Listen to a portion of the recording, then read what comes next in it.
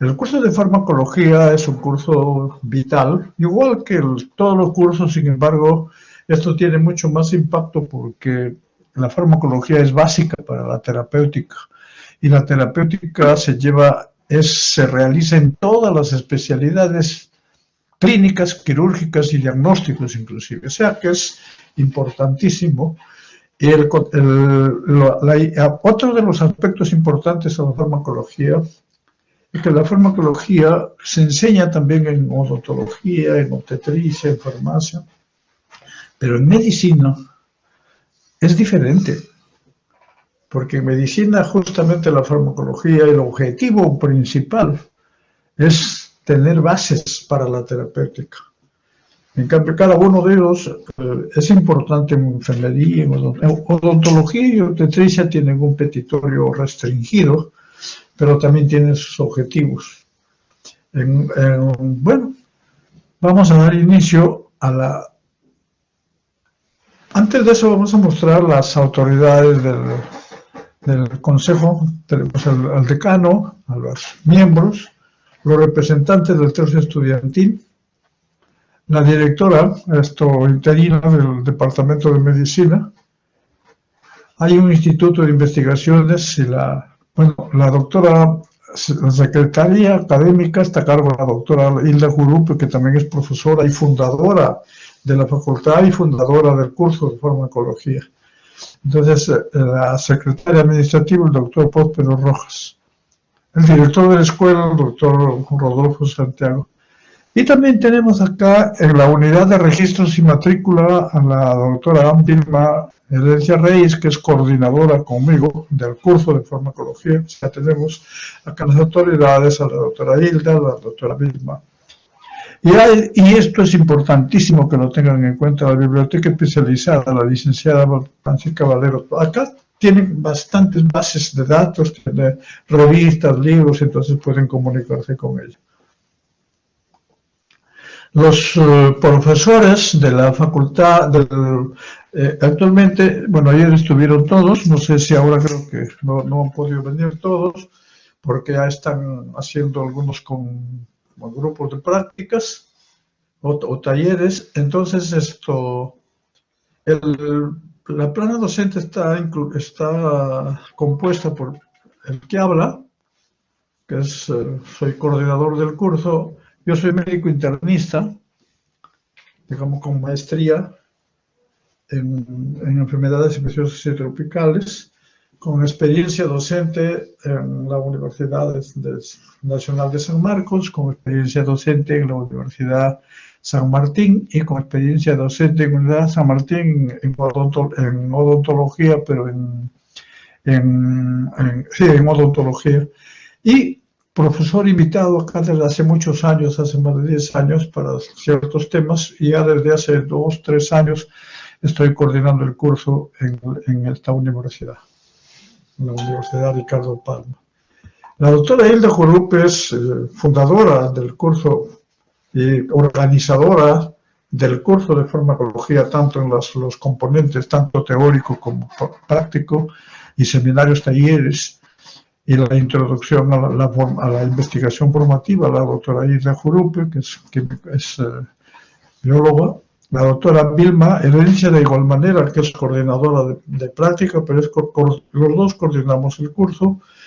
Ella es químico farmacéutico, que también formó el curso, han organizado, junto con la doctora Mónica Robles, los tres han organizado el curso desde hace mucho tiempo, un curso que está bien organizado y bien sistematizado.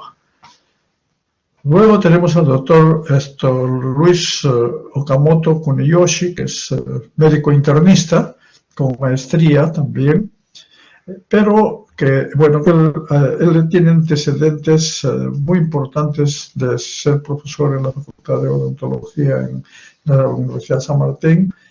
También es experto en medicamentos, asesor en la DGMIT, y bueno, ha sido jefe de la unidad de farmacología. Igual también ha sido jefe de la unidad de farmacología.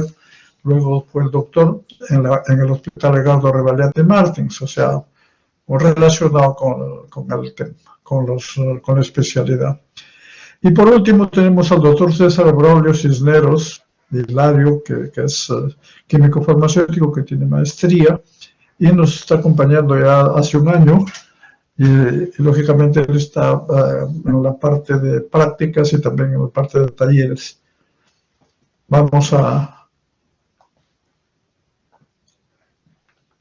¿Cuáles son los objetivos del curso de farmacología?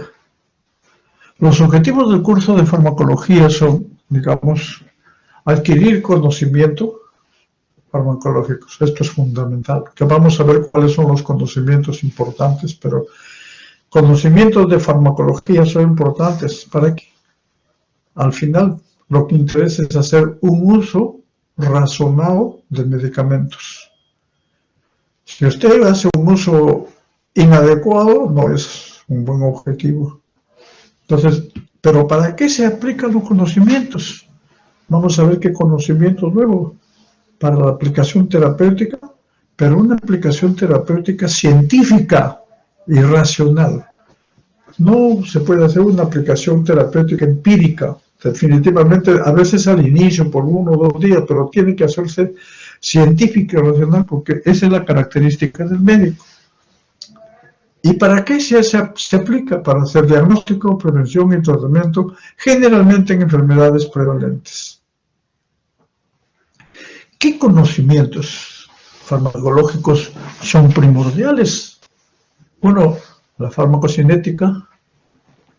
La farmacocinética es la disciplina, parte de la farmacología que estudia los procesos de absorción, distribución, metabolismo, excreción. Pero ¿cuáles son los objetivos? Los objetivos son que el fármaco, de donde usted lo administre, disculpe la frase, por donde usted lo administre, tiene que llegar al lugar donde va a actuar. Esa es la farmacocinética. Y dentro de esto pero ¿cuáles son sus objetivos? El objetivo principal de la farmacocinética es que alcance concentraciones adecuadas en el lugar de acción. Si no llega, ya vamos a ver cuando hablemos de farmacocinética el día pasado mañana. Entonces, la farmacocinética tiene 2 componentes. Uno, los procesos, que es administración, absorción, distribución, metabolismo, excreción, que algunos lo ponen como ADME. Y los parámetros son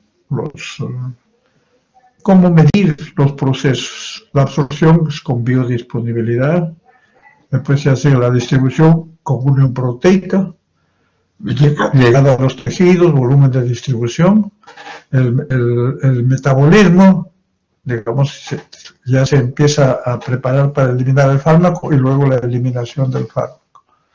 Y los parámetros, por ejemplo, son depuración de clearance hepático, clearance renal, volumen de distribución, aparte de eso, biodisponibilidad. Lo vamos a ver luego. El otro componente, lo que quiero mencionarles desde ahora, es que si ustedes no conocen la farmacocinética de un fármaco, antes de que ustedes lo indiquen, inclusive desde ahora, si alguien puede dar, les recomiendo, el conocimiento es gradual y actualmente lo que prima es el autoaprendizaje. Si ustedes van a dar un medicamento, empiecen a ver primero su farmacocinética, porque es importantísimo. Si no conoce bien farmacocinética o no lo aplica al paciente, y además que la farmacocinética varía en variantes fisiológicas y en variantes patológicas. Entonces, esto es importantísimo mencionarlo. Si no conocen bien farmacocinética o farmacodinamia, no pueden hacer un buen esquema de tratamiento y por lo tanto no van a poder hacer un tratamiento adecuado. Esto es fundamental. Luego, la farmacodinamia estudia los mecanismos de acción y efectos. Acá tenemos que ver también un aspecto importante. El mecanismo de acción, muchos fármacos se utilizan en 2 o 3 o 4 enfermedades por mencionar. pero en cada enfermedad tiene su mecanismo de acción, no es el mismo para todos, entonces eso es importante. Y los efectos son consecuencia de la acción. Aparte de eso, tenemos que conocer para qué está demostrado su uso. Usos, pero con eficacia demostrada, indicaciones, contraindicaciones. Y esto es importantísimo. Usos, indicaciones, contraindicaciones, reacciones adversas. Reacciones adversas, todos los medicamentos tienen potencialidad de tener una reacción adversa. Algunos dicen hasta el agua puede ser, pero es importante tener en cuenta, o sea que no solamente cuestión de dar medicamentos, sino que hay que ver qué reacciones adversas están descritas y a veces no están descritas y nuevamente se van aumentando cada vez. Y luego las interacciones medicamentosas. La diferencia entre una reacción adversa e interacción, las interacciones pueden ser también adversas, pero la interacción es dos medicamentos, su reacción adversa es uno solo. En la interacción dos puede ser terapéutica o puede ser también adversa. Ya sabemos cuáles son los objetivos de la farmacología, ya sabemos qué conocimientos necesitamos para cumplir esos objetivos. Ahora vamos a ver qué instrumentos son necesarios. Primero, las fuentes de información. Esto es importante que lo manejen desde ahora. Ustedes ya me supongo que ya lo están dando. Evidencias científicas. Cuando ustedes acuden al Google, hay disculpen la frase, pero hay muchas informaciones, muchas de esas no son acreditadas. Hay el Google que es un poquito más, que tiene más creíbles, el Google, el Google escolar, se llama... sí, Google. Sí, así es. Sí, el Google académico, sí, disculpe, sí. Entonces, esto tiene más credibilidad, pero lo más importante es encontrar los libros especializados o las revistas especializadas y al final los ensayos clínicos, los estudios clínicos, que es importante. Si no conozco los estudios clínicos, yo tengo pacientes actualmente, llaman por teléfono, a veces les han indicado tal medicamento, entonces le digo, voy a verlo, entra al Google, dice, sí, para tal cosa, sí, vaya. A ver, voy a revisar en revistas científicas. No está demostrado en esto, no está demostrado en tal, solamente está demostrado para tal cosa. Entonces, es importante que ustedes desde ahora, si ustedes siguen estos consejos, para todo tener evidencias científicas, poco a poco se van formando. Cuando lleguen al curso, al quinto, lleguen a ser internado, se van a dar cuenta que tienen un conocimiento bastante global. Bueno, yo enseñaba en San Marcos en clínica también y he visto alumnos que llegan con conocimientos excelentes, digamos, pasan con su revista, pasan visita con sus artículos, etcétera, etcétera, pero evidencias científicas. Entonces, eso es lo que eso es lo que nosotros deseamos. Y lo otro es investigación. Pero la investigación, en realidad, cuando uno la hace, o si no, cuando uno lo revisa, tiene que revisar generalmente hay investigación de todo grado, o sea, hay los estudios descriptivos, los estudios analíticos, etcétera, etcétera, y los experimentales, los ensayos clínicos son los que mayormente dan. Pero entonces, los instrumentos, fuentes de información, investigación y proceso de selección. ¿Qué significa esto? Para que yo pueda seleccionar un fármaco, tengo que tener que el fármaco tenga estudios ya definidos de eficacia. La eficacia es, digamos, es la respuesta al tratamiento, pero respuesta favorable que cambia la fisiopatología de la enfermedad. Esa es eficacia, que puede ser leve, moderada o bastante excelente, etcétera. Es eficacia. Y seguridad es la relación entre el riesgo y entre el beneficio y el riesgo. Eso es seguridad. Entonces, para seleccionar un fármaco, tengo que buscar un fármaco que sea eficaz en ensayo clínico. Eso lo vamos a ver cuando hablemos de uso racional también. Que sea seguro, que sea conveniencia. Conveniencia no es costo, conveniencia es para el paciente. Si el paciente está gestante, de repente no le puedo dar por más eficaz que sea, o de repente sí. Si el paciente es un anciano y está en insuficiencia renal, de repente no le puedo dar. Si el paciente no tiene buenas venas, de repente tengo que darle por vía oral. O si lo va a ver en su casa, de repente no necesito darle vía intravenosa, sino esa es conveniencia. Y el costo, lógicamente, entre estos dos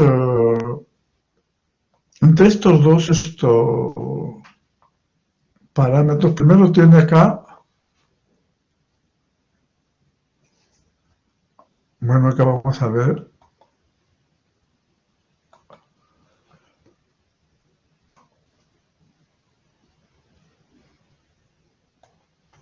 Estos, eficacia y seguridad son en primera línea, digamos. Y conveniencia y costo son en segundo. O sea, ¿por qué marco esto? Porque en realidad cuando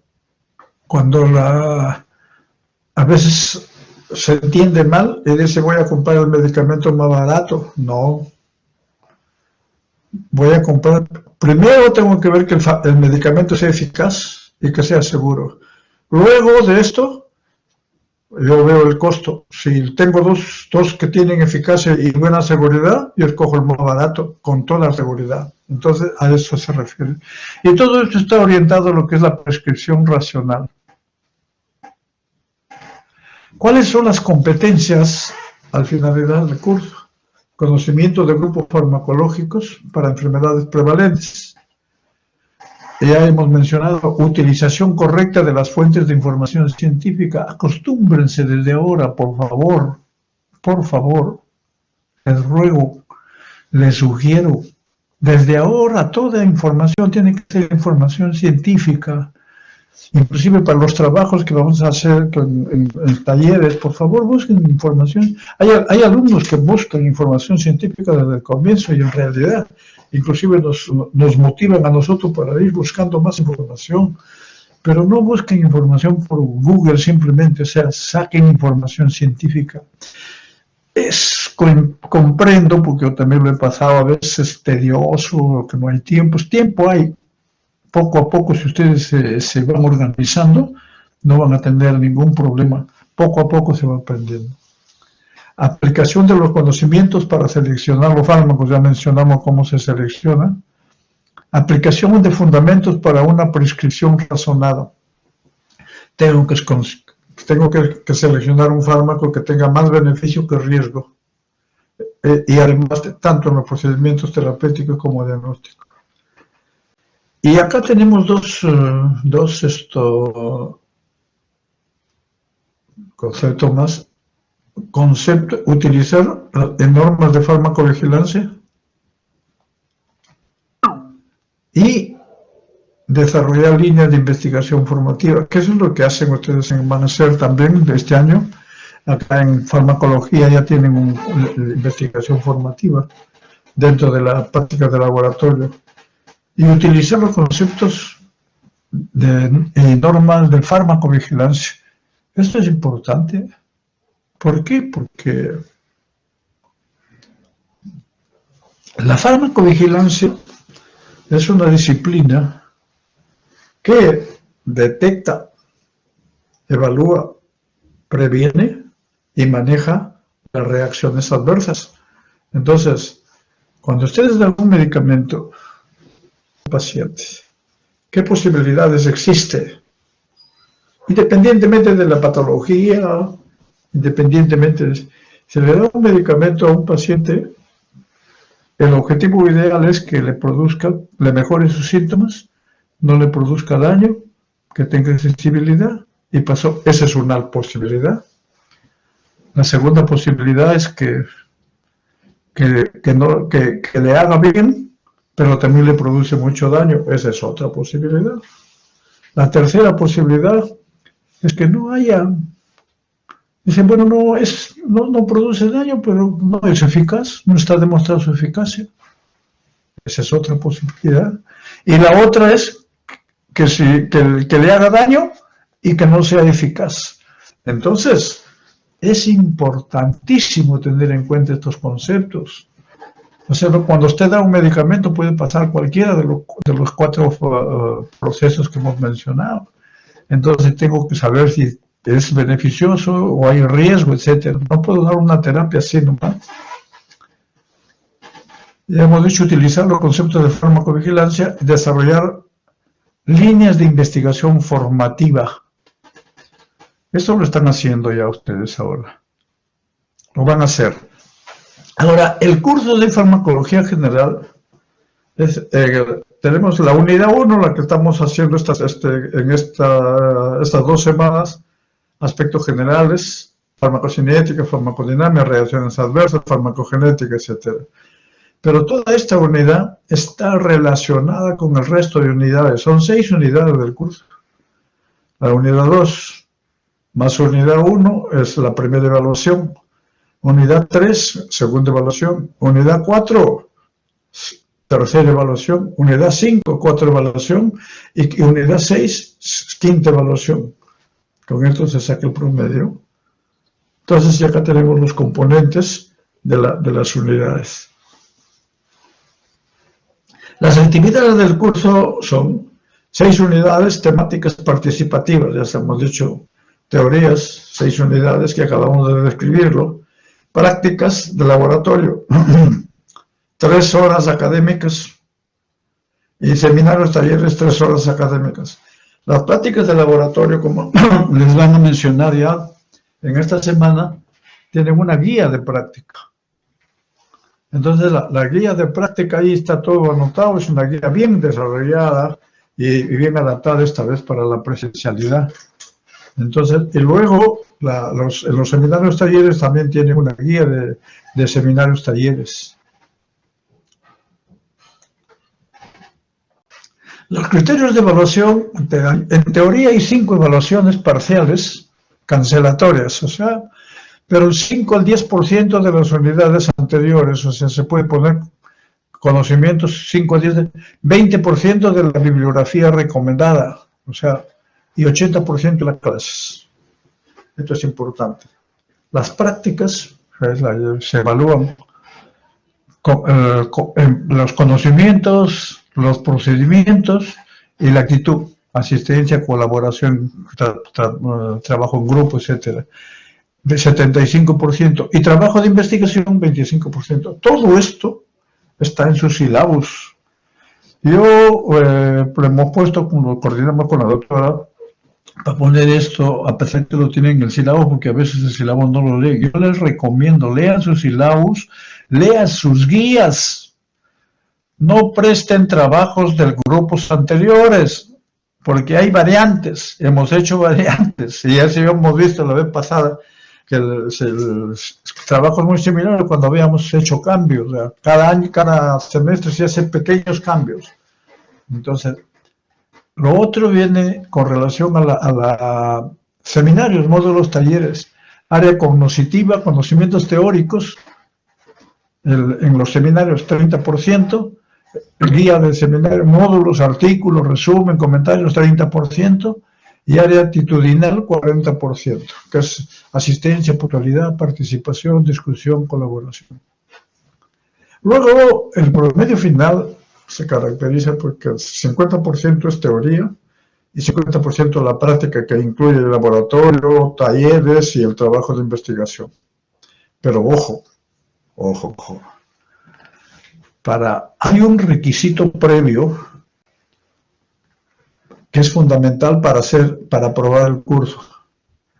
Obtener promedio aprobatorio en teoría y promedio aprobatorio en práctica. Si usted se saca, tiene que sacarse como mínimo K11 en teoría y como mínimo K11. Menos, no. O sea, no se puede promediar todo si hay esto. Esto ha sido sacado de dos reglamentos, uno el reglamento de la Facultad de Medicina y otro reglamento de la Universidad Ricardo, de evaluación del estudiante de la universidad. Entonces hemos aplicado los dos. Además, el curso de farmacología, por la importancia que tiene, lógicamente tienen que aprobar teoría y tienen que atonar práctica. Uno de los aspectos importantes es también en los seminarios, talleres, no son una repetición de la teoría. Esto es lo que quiero que graben. Es cierto que para los seminarios, talleres, ustedes necesitan un fundamento teórico, pero para los seminarios, talleres se necesitan más, son otros puntos, ya, aplicabilidad de los conocimientos teóricos. Entonces, esto es lo importante en cuanto... Otra información que también está en Syllabus, ya sabe que de ahora hay de manera semipresencial, ya se está en forma progresivamente para llegar a la presencial. En aplicación de los reglamentos de evaluación, acá tenemos los dos, acá están los dos, lo pueden revisar. Reglamento General de Evaluación Académica del Estudiante de la Universidad Ricardo Palma, aprobado mediante resolución. Y Reglamento de Evaluación Académica del Estudiante de Pregrado de la Escuela de Medicina Humana, aprobado por estos dos reglamentos van a ser aplicados. En ese contexto, para ser promovido en la asignatura debe cumplir con lo siguiente: haber asistido a cada una de las actividades, termino 70%. La asistencia, ahora le voy a poner asistencia a todos, pero a partir de mañana ya empezamos a pasar a asistencia. Y luego vamos a ver que tienen solo 4 o 5 días para justificar sus faltas. Y eso lo manejan ya el sistema, o sea, si tienen, al final van a ser eliminados si es que no cumplen el 70%, tanto en la teoría como en la práctica. Aprobar el promedio de teoría con una nota mínima de 11 y aprobar el promedio de práctica seminario taller con 11. La teoría, si tienen un promedio menos de 11, pueden dar lo que se llama el examen sustitutorio. Y con el sustitutorio ya pueden tener un promedio aprobatorio. Podría tener un promedio, es lo que deseamos también. La inasistencia por enfermedad, reclasificado médico, ya esto lo van a revisar también ustedes. Los exámenes de rezagados, en esta oportunidad no hay todavía exámenes en este semestre rezagados. Si por A o B no pudo dar el examen teórico, lo que va a tener que dar un sustitutorio. O sea, no hay rezagados. El sustitutorio se eligen 2 exámenes teóricos de los 5 con mayor porcentaje de desaprobación. Se programa al final del curso. El alumno tiene derecho a un examen sustitutorio si cumple con el mínimo de asistencia. Tiene desaprobado por medio de teoría con una nota mínima de 7. Si tiene menos de 7 ya no. Si no rindió el examen el día programado. Entonces, otro de los aspectos es que las fechas de exámenes son impostergables. Y lógicamente que nosotros la fecha de examen de teoría lo hacemos en coordinación con todos ustedes, o sea, a través de sus delegados. Fijamos una fecha y de ahí ya no se puede variar. ¿Ya? Entonces, es importante que ustedes elijan un delegado por cada grupo, e inclusive en las prácticas también deberían tener un delegado. Ya, el sistema de evaluación continua, ya es señalado reglamento de evaluación, esto lo van a revisar ustedes también, me gustaría que lo revisen con más detenimiento en el taller. No sé si hay alguna pregunta, por favor.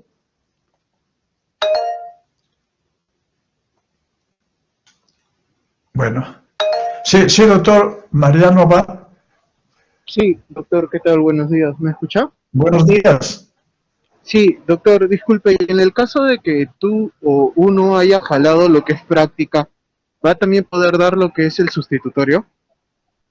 No, en la práctica no, pero es bien difícil que en la práctica Raros son, salvo que no haya asistido, porque como en la práctica tiene el laboratorio 1, donde están presentes ahora, tiene el seminario taller 2 y tiene el trabajo de investigación, las posibilidades son mínimas, pero hay que aprobar la práctica también de todas maneras. Lógicamente, si ya tiene, a veces han dejado de asistir, ya sí han salido, pero la mayor parte de desaprobados ha habido uno, creo que por práctica en el semestre pasado. Otra pregunta, pero sí hay que aprobarlo de todas maneras. Sí, doctor. Hay otra cosa, ustedes que tienen dificultades pueden ir, tienen todos los correos de todos los dos coordinadores y del resto de profesores y ustedes pueden preguntar, pueden plantear algunos problemas, etcétera, y estamos aptos para apoyarlos durante el caso. O sea, no van a esperar al último que estén jalados desde el comienzo. Inclusive cuando hay enfermedad nosotros tratamos de apoyarlos, verlo, pero tienen que estar pendientes y tienen que desarrollar sus temas, ¿verdad? Doctora Torres. Sí, doctor, buenos días. Le iba a consultar, los laboratorios, esta semana tengo entendido que el laboratorio es virtual, la otra semana se estaría coordinando para que vayan todos los alumnos del laboratorio a asistir. No le escucha medio tergiversado, a ver un poquitito más fuerte o un poquito más pausado para escucharlo, sí. Sí, doctor, esta semana el laboratorio es virtual, ¿verdad? La otra semana sí tendríamos que ir todos los alumnos, o sea, en el grupo somos 12, 13 ya de forma presencial. Es correcto, ¿verdad? ¿Se refiere a las prácticas de laboratorio? Sí, doctor.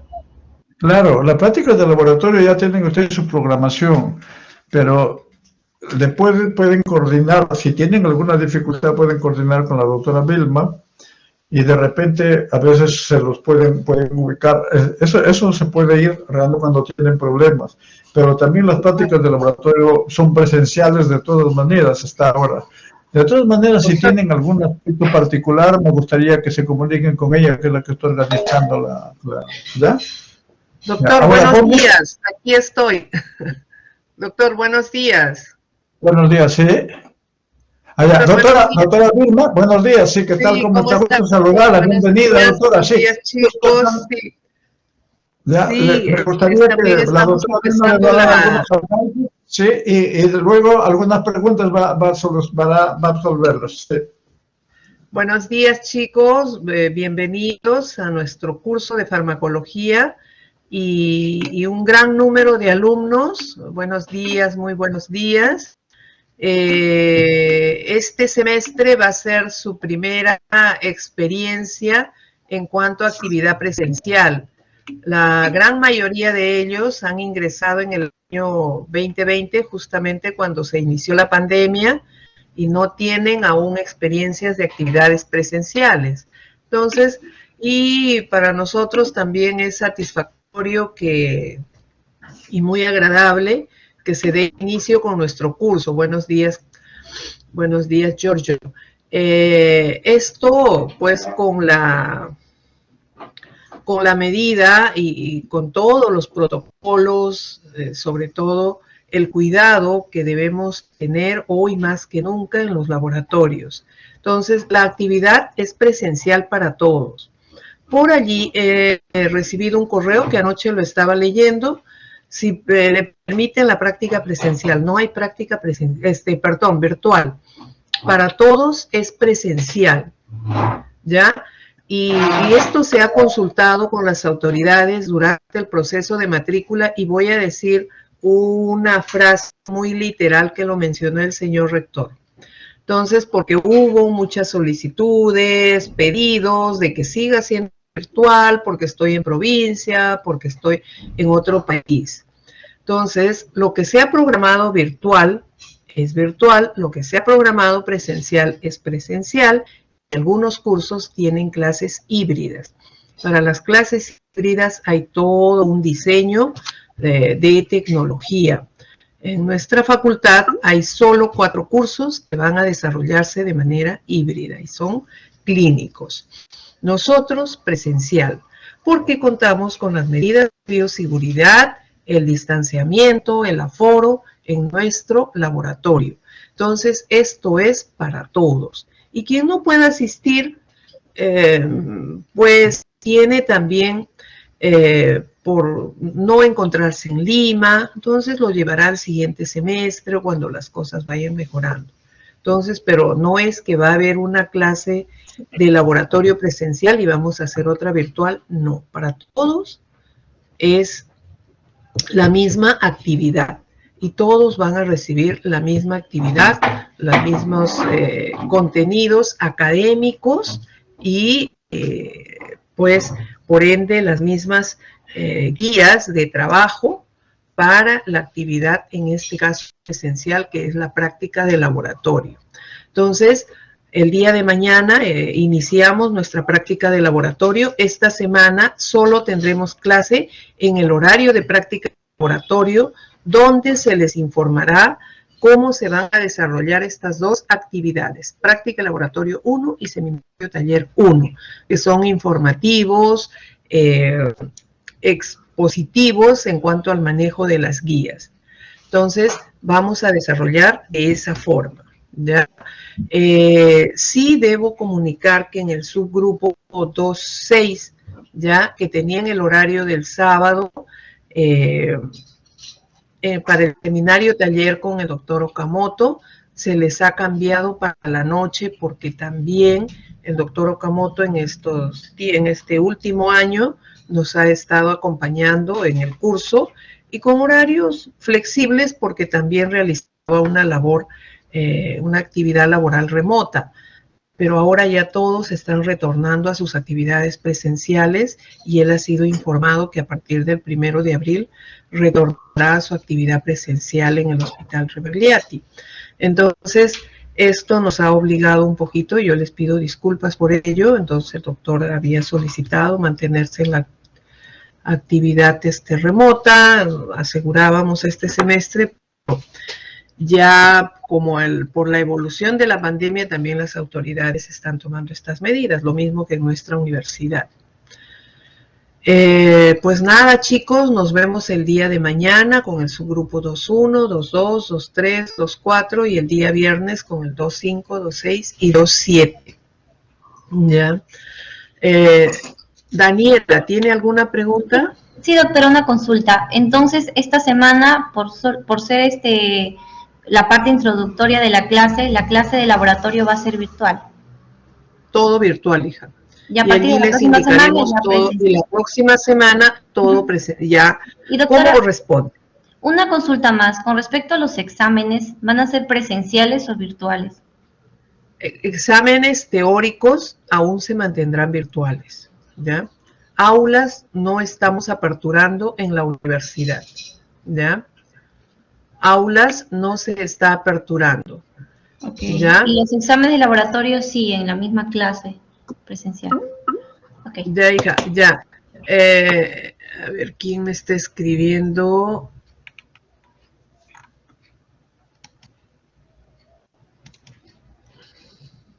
Código, niña, Agata, tu código, ¿ya?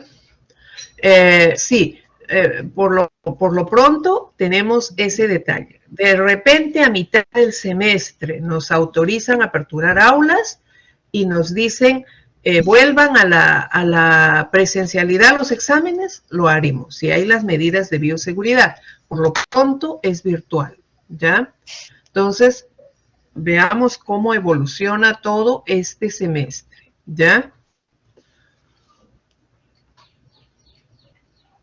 Bien. Muy bien. ¿Alguna otra pregunta? Sí, doctora, me gustaría que para enfatizarle, porque ya les mencioné lo del reglamento con relación a las evaluaciones. Tienen que haber aprobado el curso, tanto la teoría como la práctica. Entonces preguntaban algunos de que si se desaprueba la práctica, de igual manera que tienen que aprobarlo. Es más difícil porque tiene más componentes, pero de todas maneras tienen que ver y tener en cuenta la asistencia y el trabajo y lógicamente las evaluaciones de teoría y práctica. A ver, hay un tema que es muy importante y que vamos a aclarar ahora. ustedes a veces se dejan, a veces, ¿no? Un gran número de alumnos buscan información en sus compañeros de ciclos superiores. ¿Ya? Lo mismo pasa en la matrícula. Es que a mí me dijeron, no, ustedes lo primero que para dar cumplimiento a cada procedimiento o cada proceso académico hay que leer, informarse como corresponde. A ver, ¿qué pasa con la práctica y lo mismo que pasa en otros cursos? La rúbrica que tenemos para evaluación tiene un peso muy alto para lo que es la asistencia y la participación, ¿ya? Entonces, ya el hecho que asistan les da nota. Entonces, la asistencia a veces no es meritoria del alumno, pero tiene un 10, ¿ya? Pero un alumno que falta sí lo desamerita, porque se califica con 0,0, ¿ya? Entonces, si tiene 2, 3 faltas, 4 faltas, ya desaprueba la práctica. Porque la práctica es de calificación continua, es de evaluación continua desde el momento en que empieza la clase hasta que termina, lo mismo el seminario taller. Entonces, la participación, el desarrollo de actividades, la presentación, el trabajo en equipo, la responsabilidad, se está calificando, ¿ya? Entonces, si todo ello hay que calificar, cuando faltan ustedes, ¿cómo les calificamos? A veces ustedes tienen ideas generales, no, póngame nota del trabajo porque yo también trabajé, no. Si no has estado presente, tu nota es 0,0. Entonces, estos aspectos son los que desameritan y al final a veces desaprueban la práctica. Para que esto no suceda, hay que estar atentos, revisar sus guías, cumplir con todas sus actividades académicas. No se les cambia nada durante el semestre. El semestre se cumple lo que está programado en el sílabus, cómo se va a evaluar según el sílabo, lo que está programado en la guía de práctica de laboratorio y lo que está programado en la guía de seminario. ¿Ya? No hay ocurrencias durante el semestre ni genialidades para nosotros hacer cambios. Esto ya se trabajó, se ha consensuado desde el inicio, o sea, nosotros venimos coordinando de todo el mes de febrero para que hoy día ustedes tengan su sílabo, sus guías, materiales que aún seguimos coordinando. Esta vuelta a la presencialidad nos está obligando a tener bastante orden y organización en el laboratorio del cual estamos trabajando. Así que chicos, ya, más que preguntar por la nota, cómo me van a evaluar, pónganse a estudiar, ya, y lo demás está en su guía. Pedro.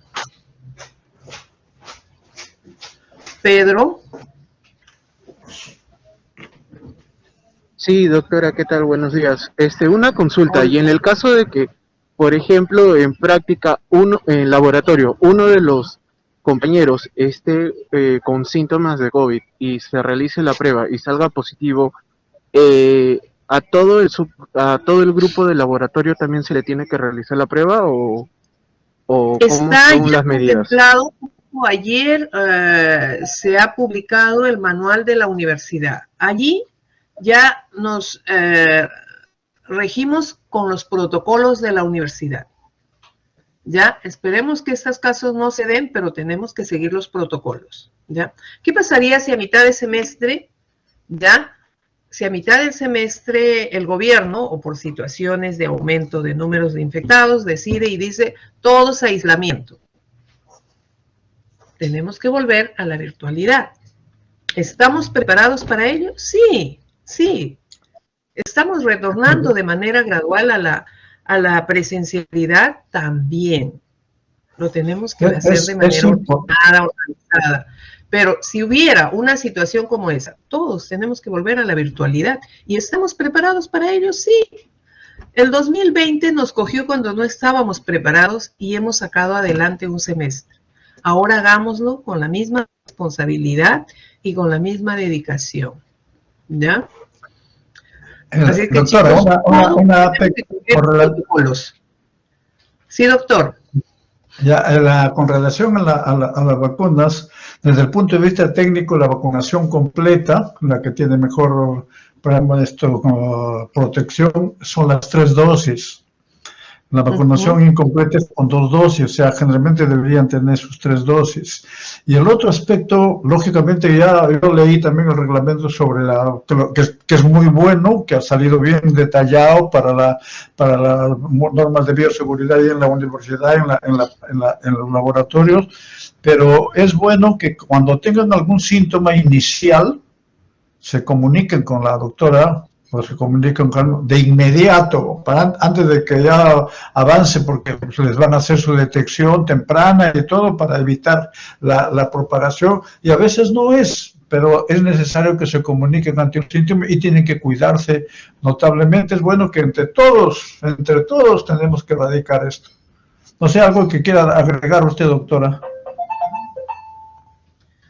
Sí, doctor, es correcto. O sea, todos somos responsables de cuidarnos, ustedes de cuidarse. Si tuvieran algún síntoma y con prueba positiva, pues, o sea, va a tener una justificación, ¿ya? Pero tampoco abusar de ello, ¿no? Tampoco abusar de ellos. Tenemos que ser muy responsables, ustedes y nosotros.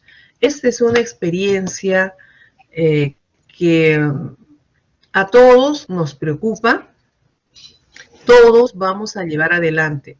Tampoco podemos permanecer en el miedo, en el temor, que si me pasa, en los supuestos.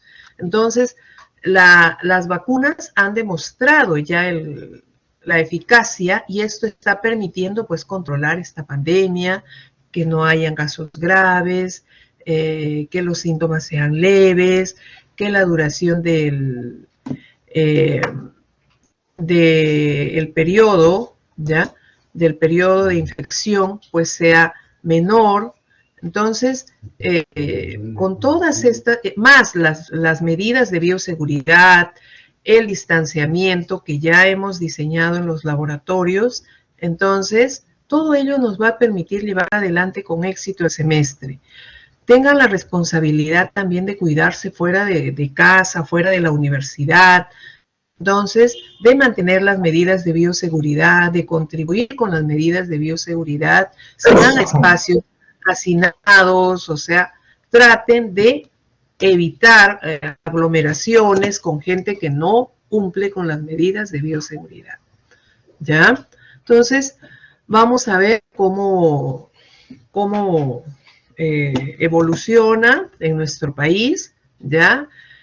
Hay otras experiencias a nivel mundial, entonces vayamos con responsabilidad.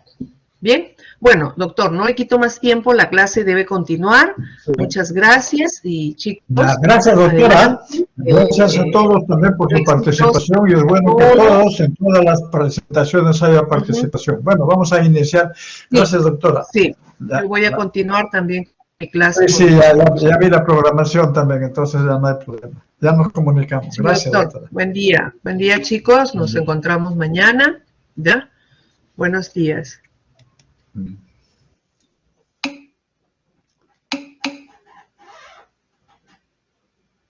Bueno, vamos a ver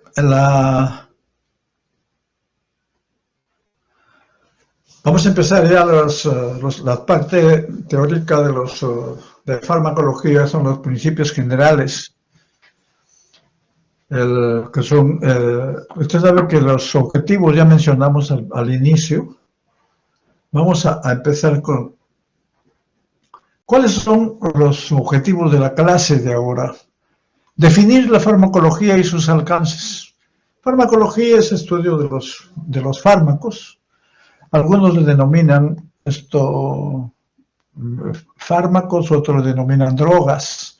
En Estados Unidos especialmente todos le denominan drogas a todos.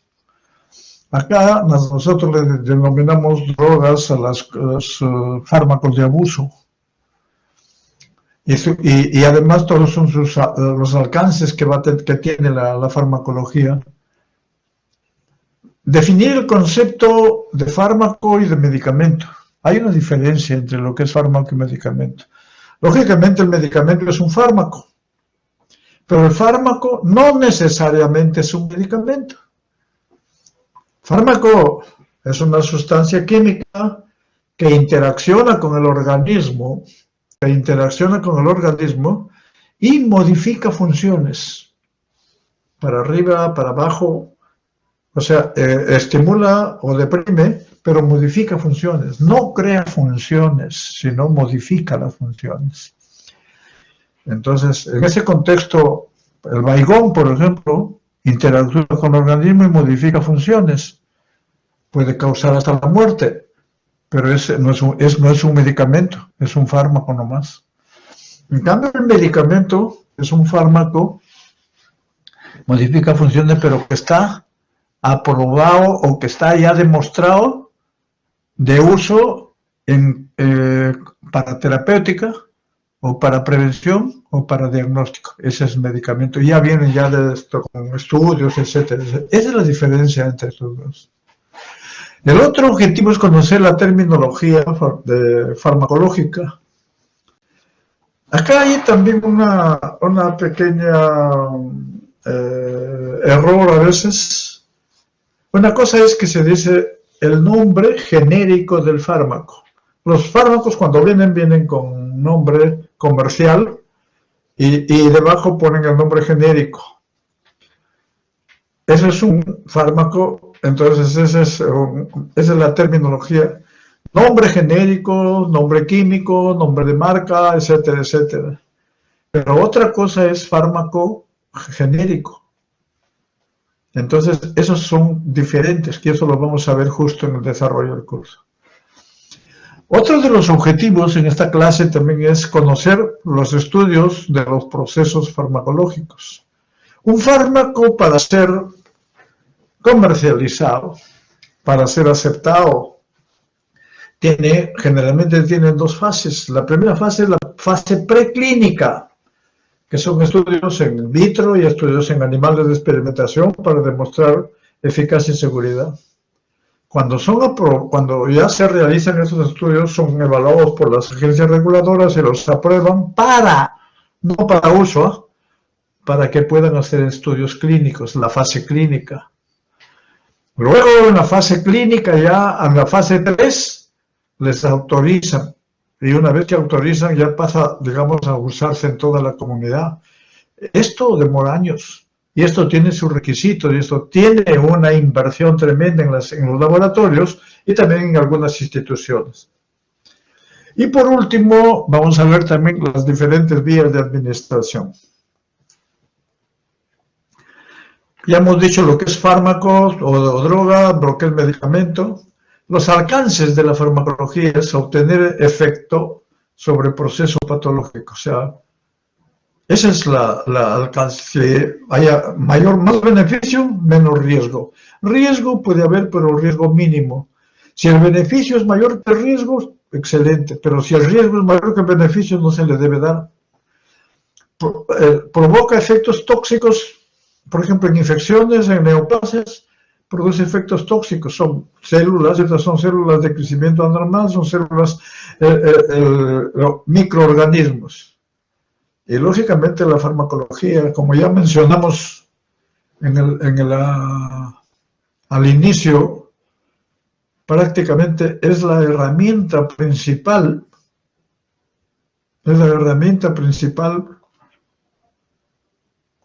fundamental en la terapéutica.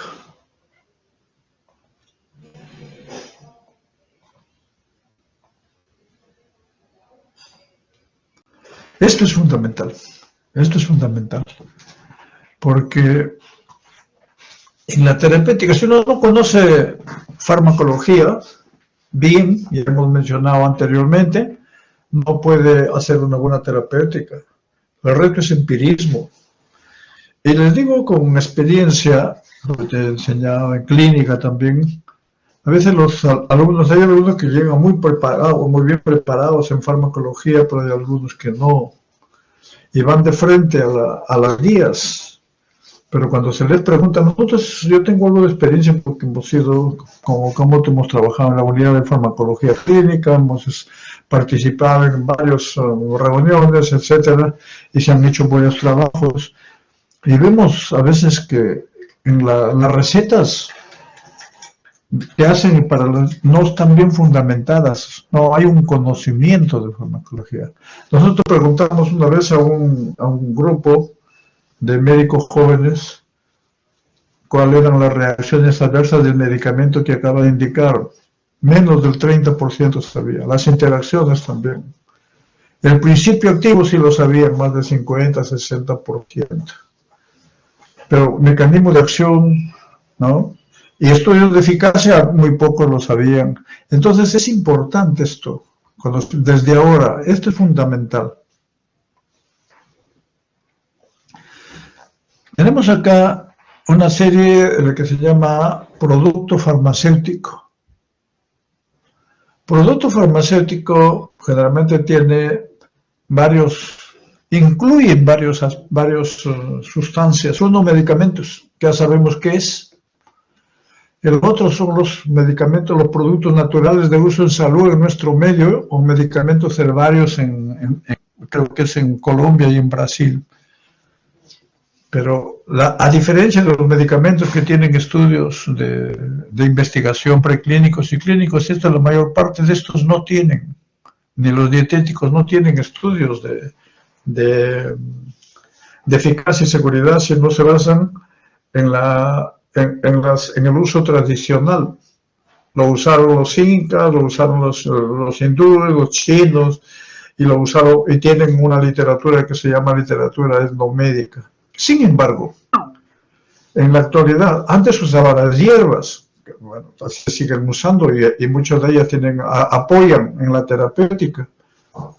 Pero ya en la actualidad lo que hacen es un producto farmacéutico a través de las hierbas, donde se necesita saber si las concentraciones son adecuadas. No tienen estudios, no tienen estudios. Y más aún, en estos dos grupos están apareciendo reacciones adversas.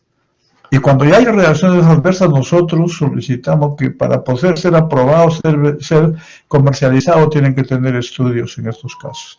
A veces es un poquito controversial en esto, pero por último tenemos los productos galénicos, que se siguen preparando en algunas farmacias.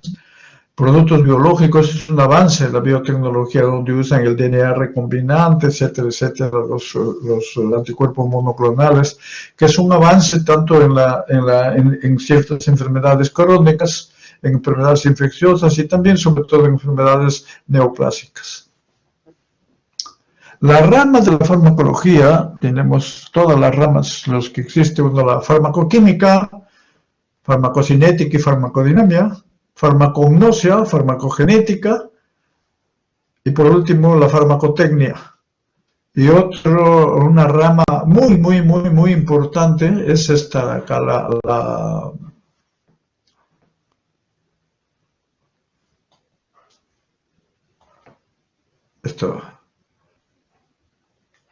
farmacología clínica. ¿Qué es farmacología clínica? Farmacología clínica es la ciencia, la parte de la farmacología que coordina estrechamente con la fisiopatología de la enfermedad, uno sea con la enfermedad, con la clínica de la enfermedad, por eso es farmacología clínica, y la epidemiología. Entonces, es diferente que el estudio de fármacos para determinados.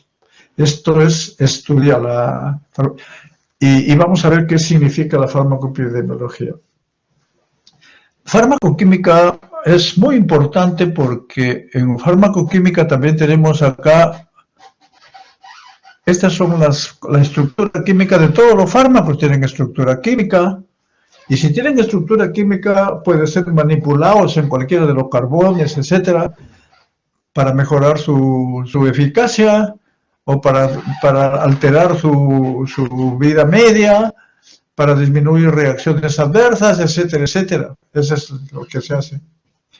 Farmacocinética ya mencionamos lo que es, y farmacodinamia también ya mencionamos, que lo vamos a ir viendo luego.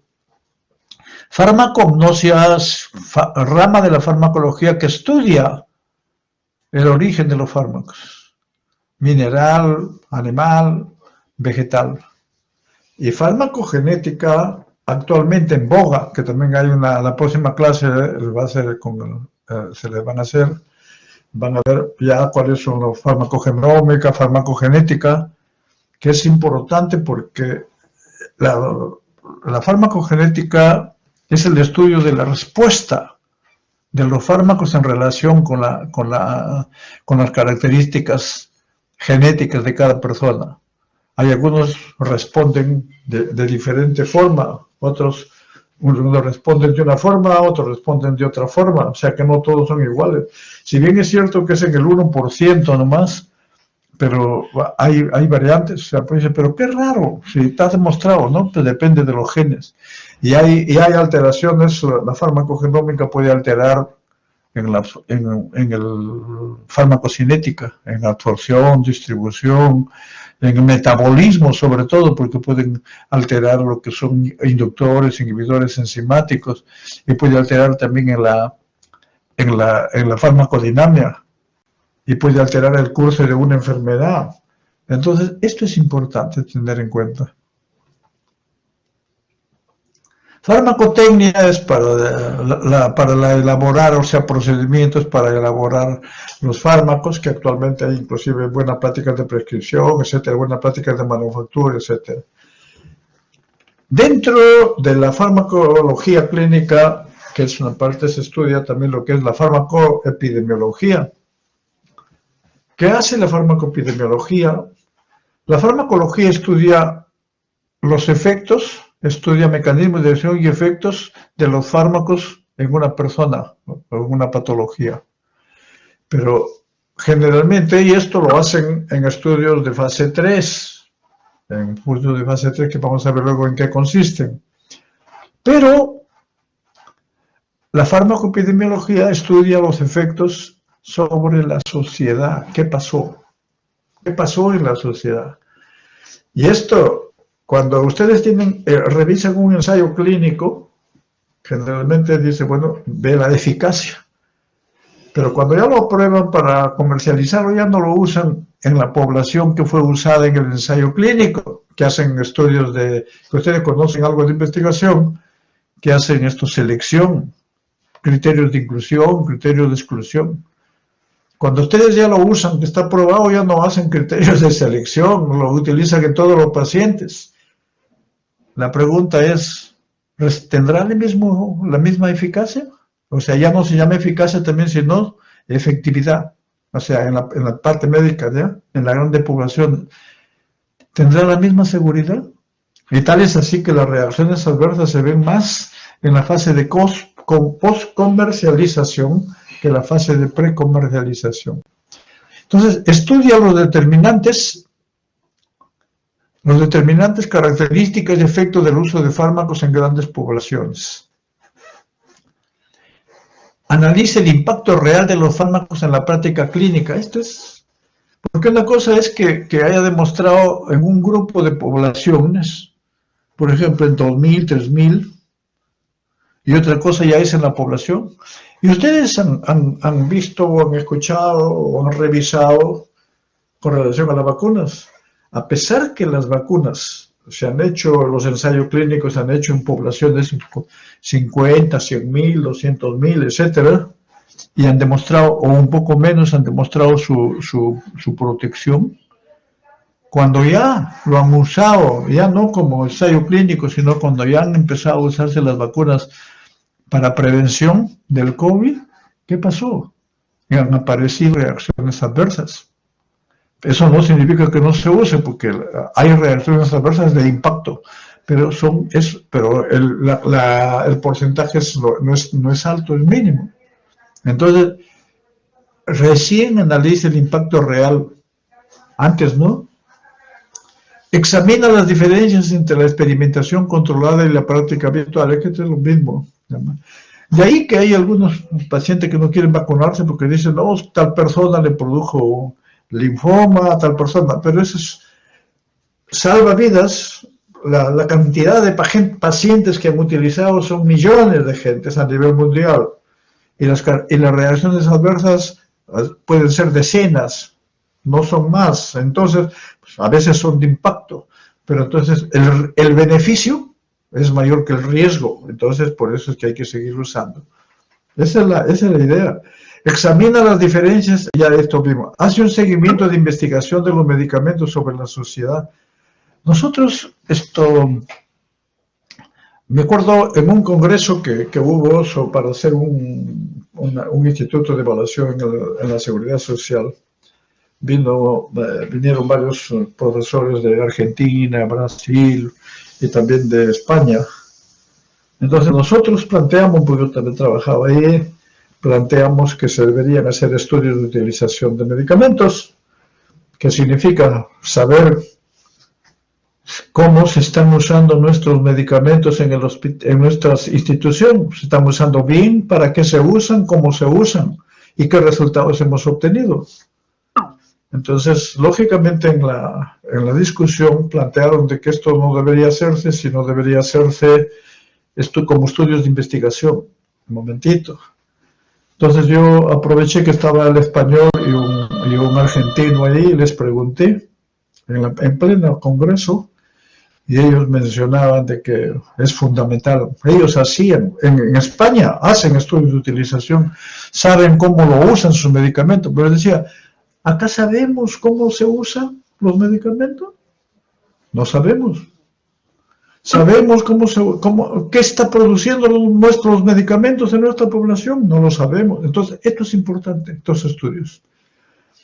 Bueno, yo hice mi tesis de maestría en estudios de utilización de medicamentos antibióticos en el Hospital Reverliati y vi cosas muy interesantes en cuanto a la resistencia, en cuanto a la sensibilidad y en cuanto a las respuestas también. Y por último, también incluye la farmacoepidemiología, los EUM, estudio de utilización, y la farmacovigilancia, que ya mencionamos, que es el estudio de las reacciones adversas, detección, evaluación, prevención y manejo de las reacciones adversas. La farmacología general y base terapéutica, ¿qué estudia los procesos farmacológicos? Estudios de los procesos farmacológicos. Es importante, o sea, no es cuestión de que conozcas solo un fármaco, sino cómo se desarrollaron los medicamentos. Como ya hemos dicho, fase 1, fase 2, ya eso lo vamos a ver luego. Luego, la farmacocinética, farmacodinámica, RAG, interacciones. Si uno no sabe esto, podemos fracasar en la terapéutica. Y si uno no sabe si esto ha desarrollado, o sea, cuando me presentan un medicamento, le digo al técnico, al visitador médico, o señorita visitadora médica, le digo cuáles son los estudios que han demostrado. A veces lo traen, a veces no. Entonces, ¿ha sido sometido a estudios? No, doctor, no ha sido, entonces no puedo usarlo. ¿Para qué lo voy a usar? Pues ya hemos mencionado desde la primera diapositiva, evidencias científicas. Y por último, la terapéutica que hacemos, ya hemos introducido nosotros, si es farmacología general, pero hemos introducido en los talleres lo que le llaman la terapéutica basada en problemas. ¿Qué significa? Son 6 pasos. Es un proceso terapéutico sistematizado que apareció en Groninger en el año 1999, casi 2000, y luego se ha extendido a Europa, y a Sudamérica, en Estados Unidos. Cada uno tiene sus variantes, pero el proceso terapéutico sistematizado consiste en que primero tengo que saber qué problema tiene el paciente o la enfermedad, cuáles son sus problemas. Si no conozco los problemas, no puedo establecer objetivos. Y si no establezco objetivos, no puedo saber estrategias. Y si no conozco las estrategias, no puedo hacer una terapia o no puedo cumplir mis objetivos. Eso lo vamos a ver luego en uso racional de medicamentos. El objetivo de la terapéutica es prevenir, curar, controlar los estados de enfermedad. Pero teniendo en cuenta esto, resultado benéfico mayor que los efectos adversos. Y para esto se requiere conocimientos farmacocinéticos y farmacodinámicos. Estos son importantísimos para todo esto. Esto es dinámico, no es así matemático, es diferente. Es diferente la terapéutica en un niño, en un neonato, en un niño, en un adulto, en un anciano, en una gestante, en un paciente con insuficiencia hepática, insuficiencia renal, etcétera. Es diferente, la farmacocinética varía y por lo tanto hay que adaptarlo. Puede variar, el beneficio puede ser menor y las reacciones adversas pueden ser mayores o viceversa. Entonces no podemos tratar a un niño como adulto con la mitad de dosis, no.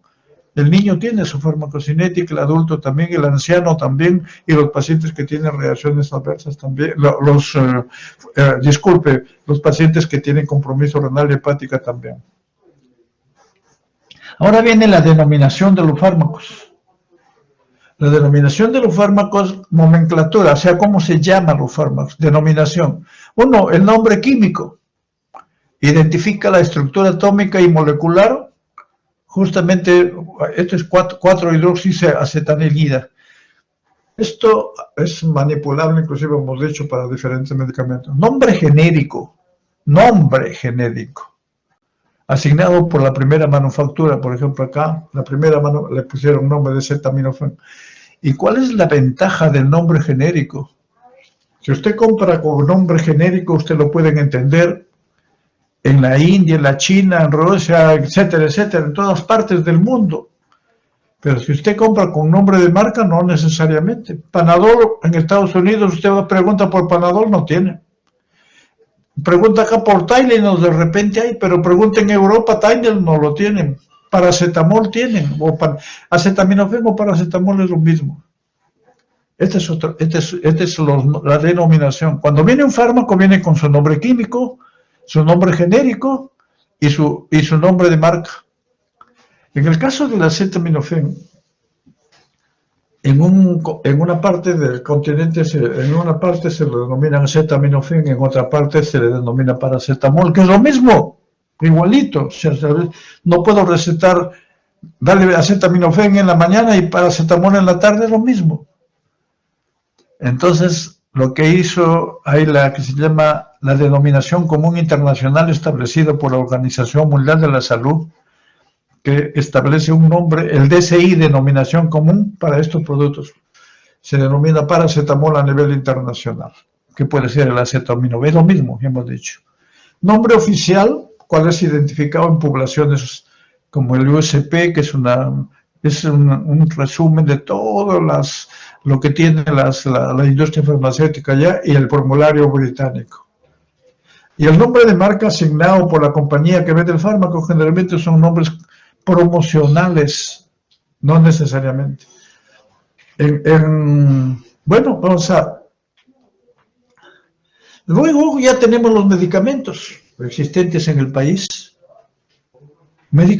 Hay medicamento innovador, medicamento genérico y medicamento esencial. Son prácticamente acá. ¿Qué es un medicamento innovador? Es el original. Medicamento. ¿Y qué significa un medicamento innovador?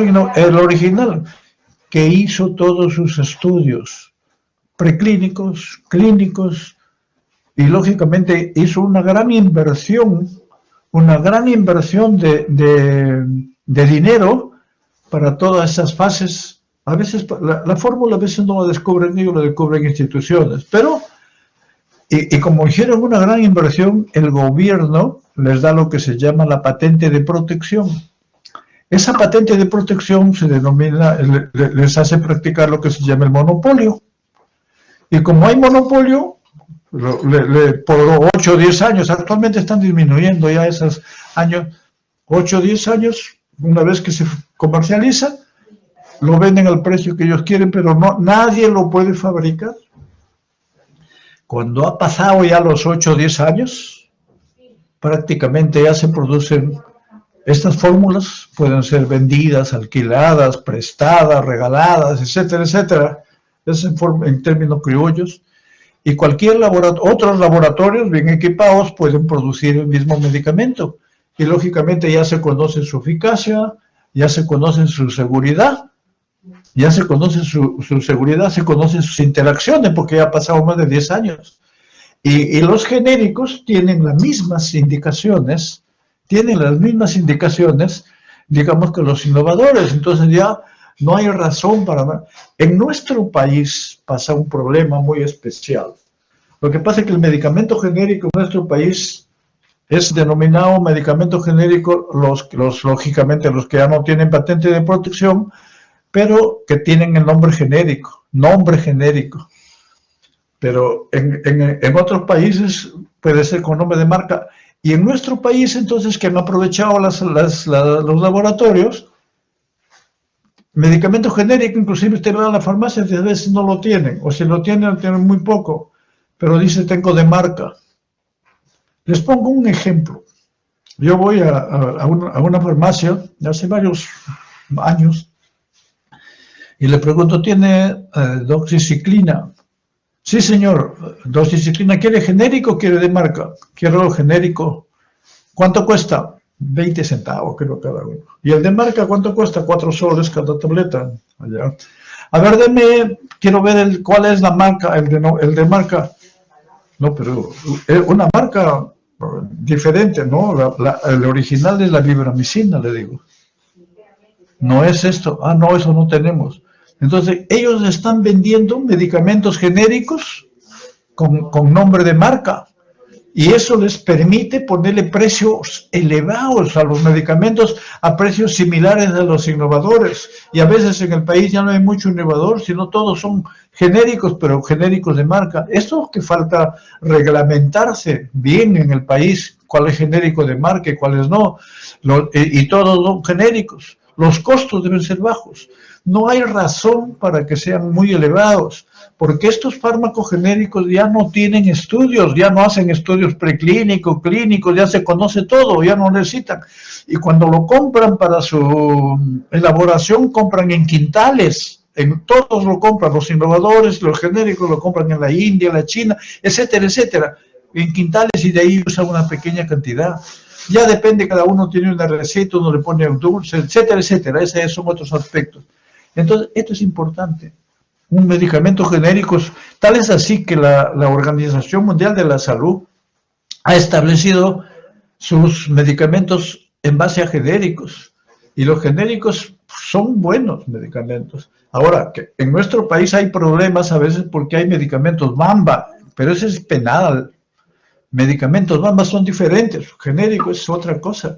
Por ejemplo, la DGMIT y el ministerio mismo vende medicamentos genéricos.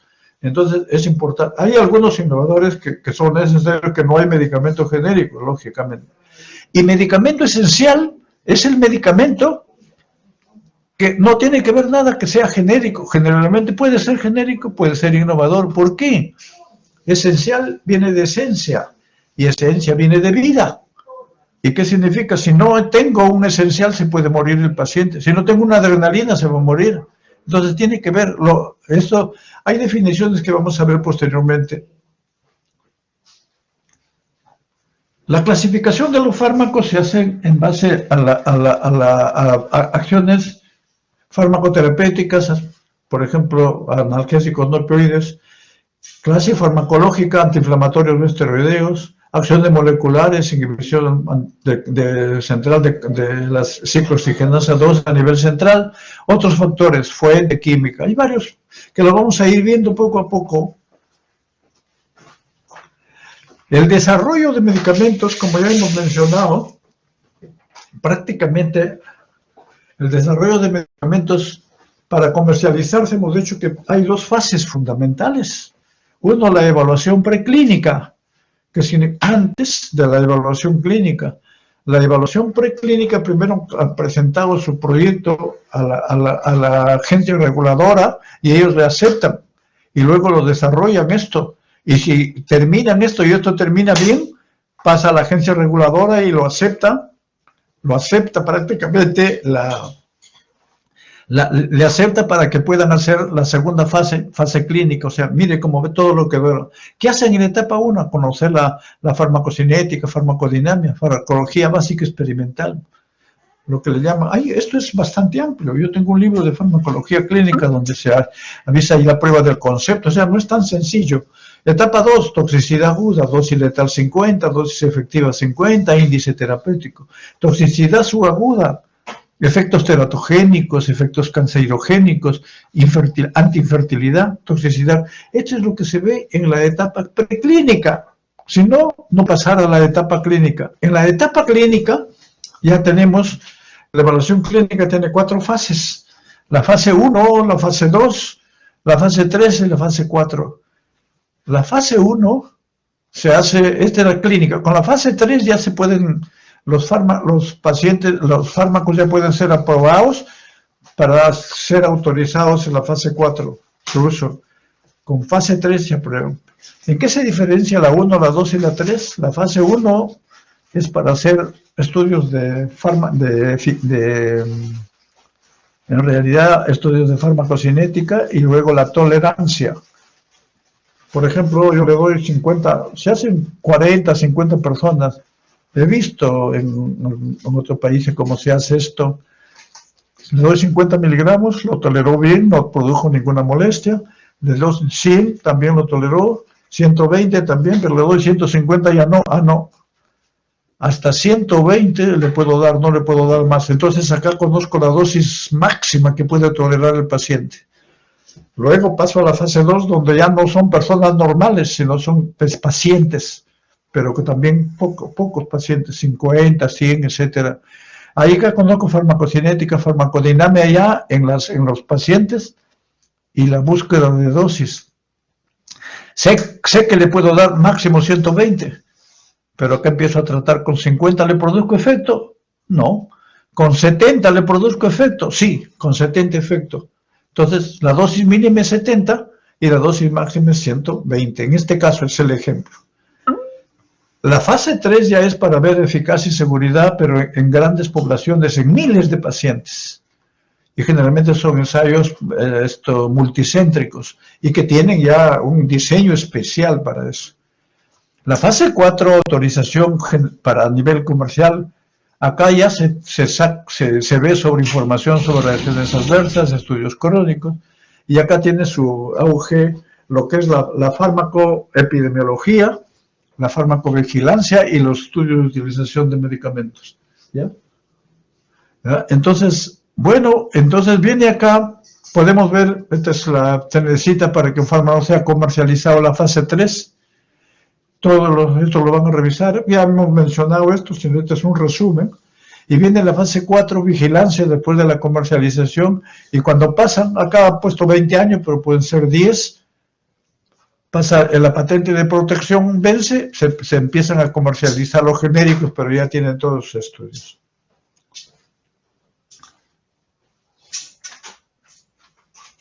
Acá, ¿cómo actúan los fármacos? Podemos ver acá lo siguiente. El fármaco ingresa al organismo, del organismo ingresa al tracto gastrointestinal, de ahí se absorbe, se va a todas las células, de las células a las moléculas, etcétera, etcétera. Entonces actúan a nivel de sociedad, a nivel del ser humano, a nivel de sistemas, órganos, nivel celular, nivel intracelular y nivel molecular. Entonces, y de regreso, nivel molecular, nivel intracelular, nivel celular, nivel órganos y tejidos, sistemas o aparatos, sistemas circulatorios, aparato digestivo, nivel ser humano, nivel de la sociedad. La acción farmacológica es la modificación, y hemos dicho que los fármacos no producen efectos, sino no producen funciones, no crean funciones, sino modifican las funciones. Es de carácter cuantitativo. Y el efecto es la respuesta a la manifestación, a la acción. Por ejemplo, el efecto, si un paciente le doy un vasoconstrictor, aumenta la resistencia vascular periférica, y al aumentar la resistencia vascular periférica, va a aumentar la presión arterial. Entonces yo le veo el efecto, es hipertensión o hipotensión, dependiendo de la... Las acciones farmacológicas se ve acá que son aumento de función, la cafeína, depresión, de estimulación, disminución de función, los hipnóticos, irritación, los purgantes intracénicos, reemplazo Por ejemplo, cuando falta vitamina B12, en enfermedad, anemia perniciosa o está tomando otro medicamento, hay que administrar estos reemplazos con vitamina B12, etcétera. En diabetes, por ejemplo, la insulina. Antiinfecciosa, los antimicrobianos. Antibacterianos, antimicóticos, antivirales, antiparasitarios, etcétera. Ahora vienen los principios generales de procesos y parámetros farmacocinéticos, o sea que vamos a dar un inicio de esto. ¿Por qué es importante esto? Relevante para todos los medicamentos. Y hemos dicho que no se puede hacer un buen esquema terapéutico si no conoce la farmacocinética, la farmacodinámica también. ¿Y cuáles son los procesos farmacocinéticos? Absorción, distribución, metabolismo y excreción. Por eso las siglas es ADME, pero algunos le ponen ADME, le ponen administración adelante. Esta es un área de investigación y desarrollo. ¿Qué pasa cuando uno no conoce? Cuando uno no conoce los medicamentos, no conoce la farmacocinética.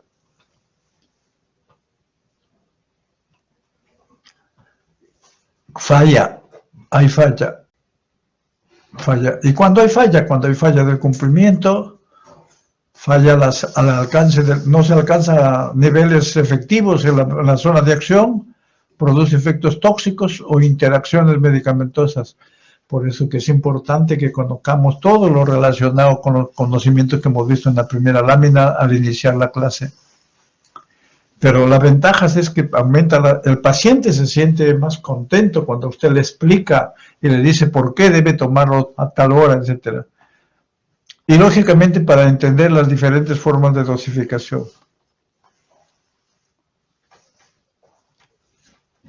Acá tienen ya las interrelaciones de farmacocinética. Primero que el fármaco se da la dosis. Esta dosis de fármaco, por ejemplo, se libera porque este fármaco viene con digamos, diferentes componentes que le van a ver ustedes en la práctica. Viene con los excipientes, viene con una serie de componentes. Entonces, para la absorción se libera. Esta libera, en este caso, la absorción es el proceso desde donde usted administra el fármaco hasta la sangre. Ese se llama absorción. Hay absorción a través de la vía intramuscular, a través de la vía subcutánea, pero no hay absorción por vía endovenosa. Entonces llega el fármaco a la sangre, y en la sangre se une a las proteínas, y viene la fracción unida a las proteínas y la fracción libre. Esta fracción libre es la que va a actuar en el lugar, se va al lugar de acción. Esta acción, se va también a los reservorios y nuevamente son y vuelta, regresan, y luego viene la biotransformación, transformar metabolitos si son elevados, o sea, eliminados, que hay por varias vías que también vamos a ver. Igual la biotransformación también son en varias vías. Entonces son de ida y vuelta. Al final, para que se produzca el efecto necesitamos absorción, distribución, y luego de ahí, para que se vaya eliminando, biotransformación y la eliminación, la excreción. Sí. Factores para la variabilidad en efectos observados, por ejemplo, acá es importante, la dosis por escrita es fundamental. Luego viene la absorción, depende si la absorción para que alcance concentraciones adecuadas. La fracción libre y la fracción unida a las proteínas. La fracción libre es la que llega a todos los tejidos, y la que se distribuye, y la que llega a donde va a producir el efecto. Y la fracción libre es la que se va a eliminar y se va a metabolizar. Las vías de administración son las vías enterales y las vías parenterales. Las enterales son la sublingual, la oral y la rectal. Las parenterales son intravenosa, intramuscular, subcutánea. Entonces, ¿en qué se diferencia la sublingual de la oral? La oral, cuando lo administramos, va al estómago, al intestino, se absorbe, llega a la circulación portal, y de ahí va al hígado y de ahí del hígado pasa a la circulación sanguínea, o sea, no va directo. Ese pase indirecto puede pasar que a veces pasa bien o a veces se metaboliza parte en el intestino y parte en el hígado. Entonces la cantidad intacta que uno administró no llega en la misma cantidad a la circulación sistémica. Ese fenómeno se llama fenómeno del primer paso o metabolismo presistémico. Ese es cuando se da por vía oral. Por eso es que lo que llega no necesariamente es lo mismo. Cuando usted se da por vía sublingual, sí, no hay fenómeno del primer paso, va directamente a las venas. Y cuando pasa por vía rectal, la mitad va por la hemorroidal superior, que es fenómeno primer paso, y la mitad por hemorroidal inferior, que va directamente a la circulación sanguínea. Esto tiene un fenómeno del primer paso 50%. Entonces varía ahí la biodisponibilidad, ya sabemos. Ahora vienen las vías inhalatorias, que son las locales, va de frente a los pulmones, por ejemplo, de frente, o a veces al tracto respiratorio alto. La vía parenteral hay intravenoso, cada uno tiene sus indicaciones, y la vía tópica.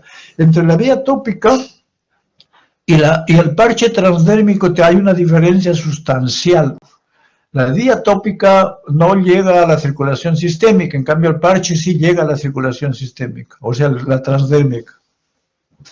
Las vías de administración oral, medicamento con biodisponibilidad reducida, ya hemos dicho biodisponibilidad, es el porcentaje de fármaco intacto que llega a la circulación sanguínea, que está listo para ser usado.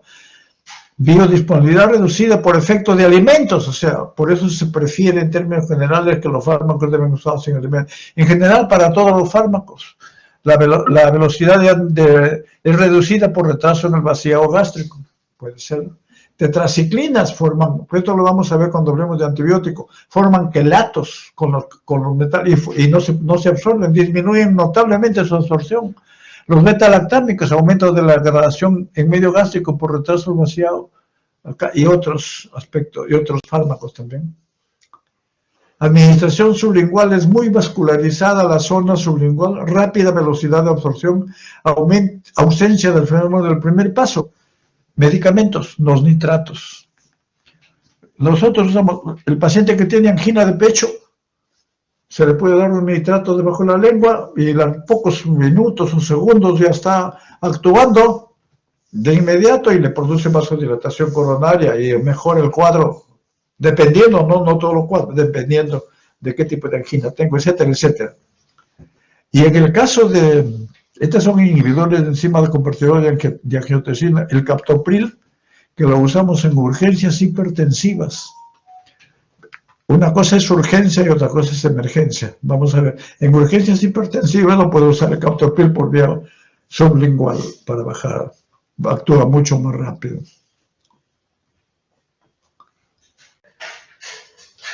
Por vía intramuscular no hay fase de absorción, ya hemos dicho, un fármaco se degrada rápidamente, la vía intravenosa solo permite soluciones acuosas. Esto es importante, no se puede usar solo soluciones oleosas en la vena, nunca, por favor. Entonces y ustedes lo que tienen que aprender es, tienen que ver, no es cuestión solamente de enfermero que le apliquen, tienen que ver ustedes el medicamento, ver si ese medicamento está hecho, está elaborado para vía endovenosa. Yo recuerdo mucho un caso cuando estuve trabajando en una clínica. El paciente necesitaba la cloxacilina, entonces la cloxacilina dice vía parenteral, pero el paciente estaba mal, yo tenía que darle por vía endovenosa. Pregunto, no había oxacilina, pero la cloxa sí. Hablo con el laboratorio, y el laboratorio me dijo, vía parenteral, este es cualquiera. Luego le digo, entonces mándeme un documento como laboratorio diciéndome de que le puede dar por vía endovenosa. Nunca lo contestaron. Entonces, tuvimos que ver la forma para comprar. ¿Por qué? Porque no está hecho para vía endovenosa. Está hecho para vía. Entonces, esto es importante y lo mismo la cantidad del volumen. ¿De qué depende de que yo escoja una vía de administración? Depende, bueno, del medicamento, para qué está elaborado, depende de la urgencia o emergencia del paciente también y de las necesidades del paciente. Por vía intravascular puede ser embolo o perfusión. Embolo, actualmente la Organización Mundial de la Salud lo está restringiendo mucho. Ya no se usa bolo. En términos generales, algunos lo usan. El bolo, en todo caso, debe ser no menor de 15 minutos, que es infusión corta. Infusión corta, en 30 minutos. Ya no se utilizan, porque puede pasar, la cantidad de moléculas puede producir una serie de reacciones y pueden producir reacciones severas. Se debe usar más la infusión corta. 20 minutos puede ser. La vía intramuscular, generalmente absorción rápida para soluciones acuosas. El preparado o depósitos prácticamente para liberación sostenida. Subcutánea es parecida a la intramuscular, solo que se absorbe más lenta. Nasal, alternativa para cuya administración no es oral en péptidos. Calcitonina, por ejemplo. Esto lo vamos a ver. Y administración local, vasoconstrictores, descongestión. Para gripe a veces se prefiere la descongestión nasal más que los antigripales, que por eso lo vamos a ver también en su debida oportunidad.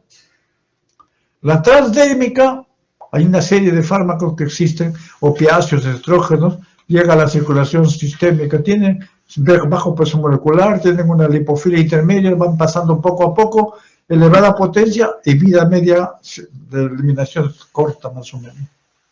Y viene el último tema, que son transporte a través de membranas. Doctor, les agradecería si me pueden conceder 5 minutos, ¿sí? Para terminar esto. Sí, doctor, no se preocupe. Ya, gracias. El transporte a través de membranas significa que tanto un fármaco que para que se absorba, para que se distribuya su metabolismo, para que se metabolice, para que se elimine, se realizan siempre atravesando membranas. Y ustedes saben que las membranas celulares son membranas bilipídicas, pero que tienen sus características. No todas las membranas son iguales.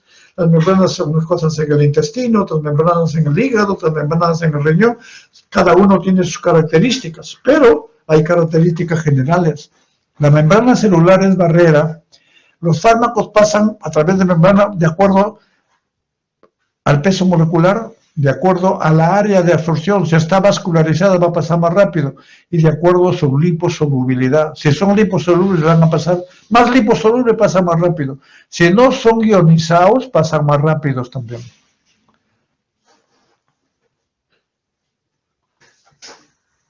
Acá, lo que significa difusión pasiva es por gradiente de concentración, que vamos a ver luego, y difusión y transporte activo que no hay contra la gradiente de concentración, no necesariamente. Acá tienen los ejemplos que los van a revisar ustedes como hay detenimiento, pero acá tienen, esta es la explicación. Difusión pasiva, no hay desarrollo o no hay formación de energía para que pase. Gradiente de concentración de mayor a menor. Y en la difusión pasiva tenemos la directa. Difusión pasiva, los que son hidrosolubles, esta es la membrana, tiene poros. Los que son hidrosolubles y los que tienen bajo peso molecular pasan por acá. La difusión pasiva, los liposolubles de mayor a menor pasan por la membrana celular. Dentro de la difusión pasiva tiene la facilitada con transportador, pero sin despliegue de energía. En cambio, el transporte activo, para que pase de un lugar a otro, tiene que haber transformación de energía y luego pues. Y la endocitosis es una forma de transporte activo que engloba para poderlo pasar de un lado a otro. Y acá tiene transporte de membranas. Generalmente los fármacos son ácidos débiles o bases débiles. Los ácidos débiles generalmente vienen no ionizados y se pueden ionizar antes el compartimento corporal, antes de pasar el compartimento, al llegar al compartimento, en el ácido débil pasan los no ionizados y ya después se ionizan. Los que están ionizados no pasan. Y en la base débil, que tiene acá, este es BH, se transforma en H, y una parte no ionizada que es la única que atraviesa. Entonces, lo que pasan son los liposolubles y los no ionizados, con más frecuencia. Y acá tienen, por ejemplo, difusión pasiva de lípidos, difusión a través de canal acuoso y de transportador. Y acá la importancia de la liposolubilidad. Cuando hay más liposolubilidad, las concentraciones no varían, pero cuando hay menos liposolubilidad, varían, no pasa muy bien, aunque las concentraciones no pueden variar.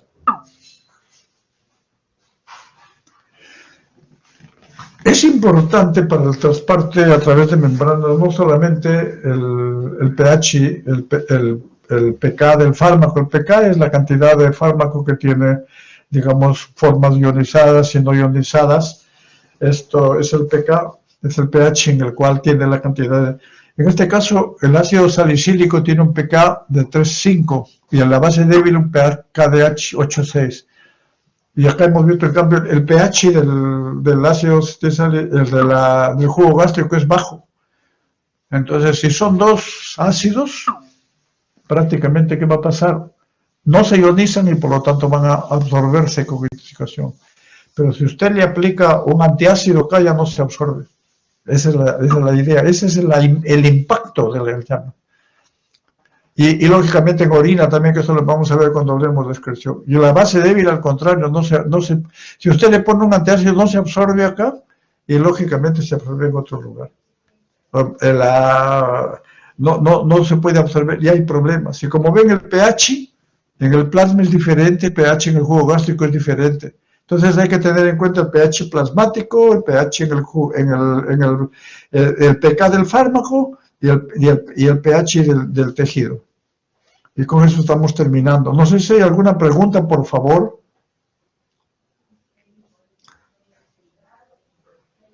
Bueno, se han retirado. Ahora la asistencia la voy a hacer, la voy a pasar a todos, pero yo les voy a agradecer. A partir de mañana ya vamos a tomar asistencia. Sí, doctora Gómez, una pregunta. Si no, lo pueden poner por el WhatsApp. Una consulta. ¿Qué literaturas nos recomienda para el curso? No lo entiendo. Mejor escríbalo, por favor. ¿Qué literaturas nos recomienda para el curso? ¿Qué libros específicamente?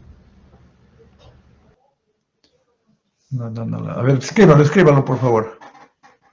¿Qué medicamento recomienda para qué, dice?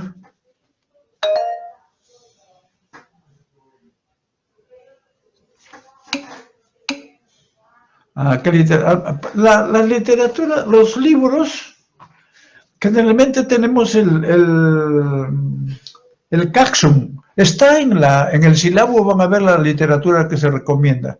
El Caxum es un buen libro, pero hay otros, Flores, también hay otros. Hay varios libros. El mejor libro para mí es el Goodman y Hillman, pero es bastante amplio y a veces no se le permiten, pero pueden revisarlo. Algunos que les gusta revisar pueden hacerlo, algunos temas por lo menos.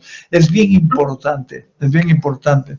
La literatura está allá en el, ¿cómo se llama? En el sílabus está allá, ya les publiqué el sílabus, por favor. Si tienen alguna dificultad, por el correo institucional escríbanme y prácticamente al escribir el correo, en el correo institucional, prácticamente yo les voy a contestar, porque hay algunos, de repente para algunos temas les podría dar alguna literatura, algunos, no hay ningún problema, estamos aptos. No sé, ¿está contestada su pregunta? Ya. La otra cosa que quería mencionarles es que por favor nombren un delegado de su área, un delegado, y me lo dicen el día de mañana o me lo escriben por correo. ¿Ya? O sea, es importante tener delegado y le voy a agradecer que el delegado me dé también su teléfono para poder comunicar y el delegado me puede escribir al correo institucional. No hay ningún problema. Bueno, en vista de que ya no hay más